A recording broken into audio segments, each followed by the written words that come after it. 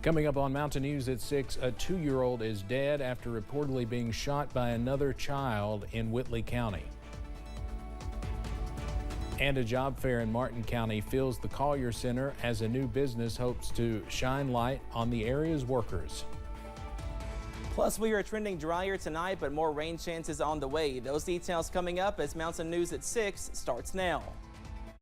Dedicated to Eastern and Southern Kentucky, this is WYMT Mountain News at 6. Police say a 2-year-old child was accidentally shot by another child in Whitley County. WYMT's Chandler Wilcox tells us what police know about the shooting. Police were dispatched Thursday morning to Martin Road, which is right outside of Corbin. A report of a 2-year-old being shot in the head by another small child who had gained access to a firearm. The sheriff, Corbin Police, and Corbin Fire Department responded to the scene. The fire department transported the child from the scene to Baptist Health Corbin. Once there, the child was pronounced deceased. Elliott says they are conducting an open death investigation in Whitley County. Chandler Wilcox, WYMT Mountain News.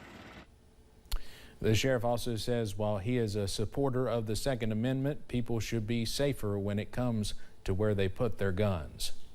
One person has died following a crash in Harlan County. It happened in the Cranks community just before 6 this morning. The initial investigation by KSB indicates 37-year-old Christopher Hall was driving his car on US 421 when he crossed the center line, striking a Mack 18-wheeler head-on, driven by 49-year-old James Powell of North Carolina. Hall was pronounced dead at the scene. US 421 was closed due to the crash for some time, but has since reopened. An Ohio man has been brought into custody following a burglary at a Southern Kentucky home. When officers with the McCreary County Sheriff's Department arrived, the homeowners said he ran towards a wooded area. Brandon Ashdown of Ohio then headed to a home nearby where officers arrested him without any issues. He was charged with 2 counts of burglary and theft by unlawful taking. A woman is facing charges for her role in a slew of break-ins in McCreary County. The thefts were reported in the Vanover Ridge and Highway 90 areas of the county. During an investigation, a deputy from the Sheriff's Department made contact with a woman that matched the description they were given by folks living in the area. Larry Castle was arrested, and deputies found multiple stolen ID cards.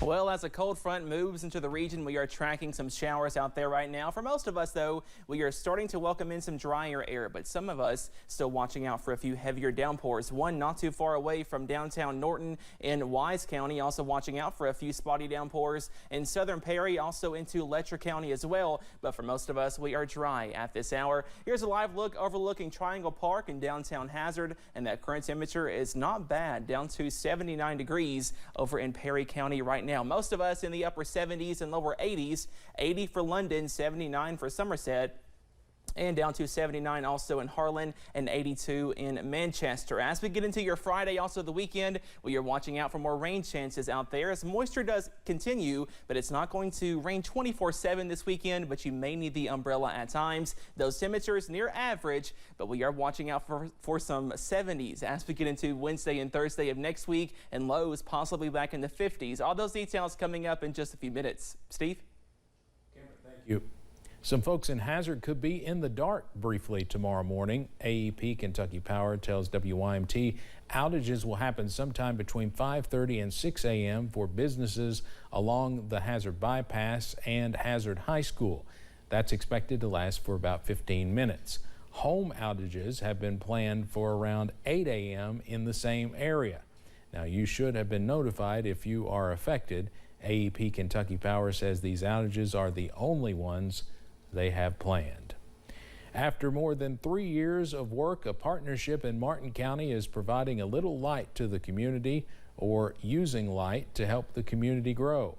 WYMT's Buddy Forbes has more about the Martin County Solar Project's latest developments. What we're demonstrating is that the sun shines brightly in Martin County, Kentucky.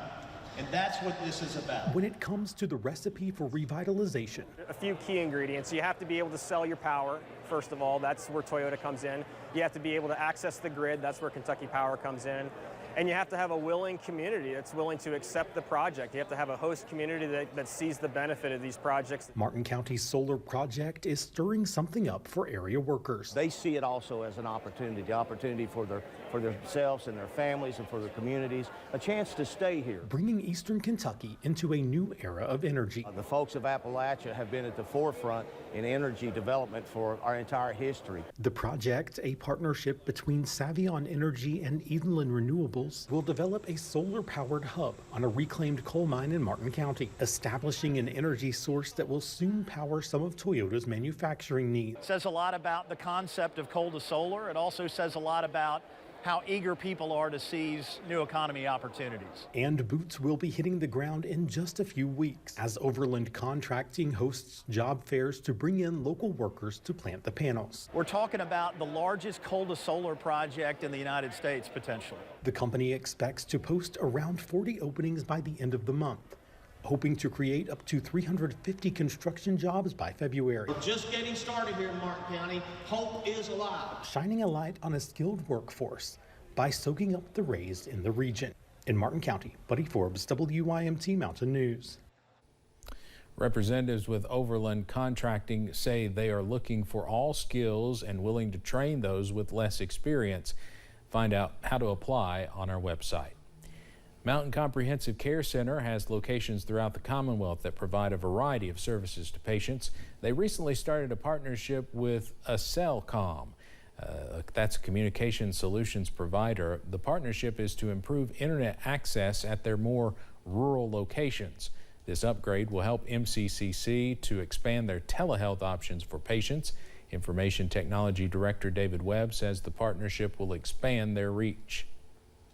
And we have contracts with them for our locations. A lot of our locations we weren't able to get fiber internet, and Accelcom has come in and provided those kind of services for us in this partnership.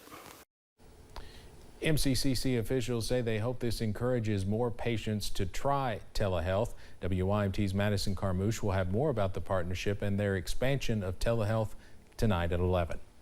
EKU has announced the expansion of their Anthem Rural Medicine Scholarship Program.